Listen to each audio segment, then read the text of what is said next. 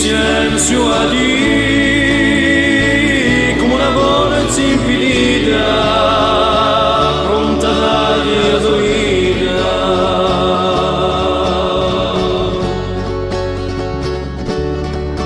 Tu sei come gli occhi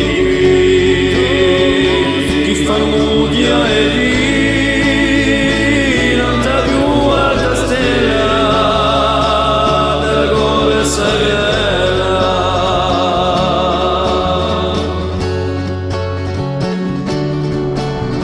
sì, una voce di Dio che canta sempre per dire la nostra storia comune camperà l'antiuna.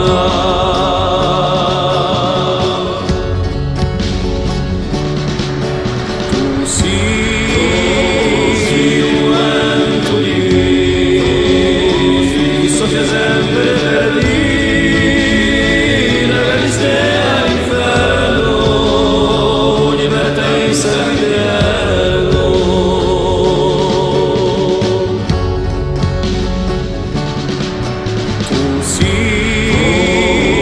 una storia di Dio che ci spuzzula per dire di fiori sull'anni ci vuole pisare.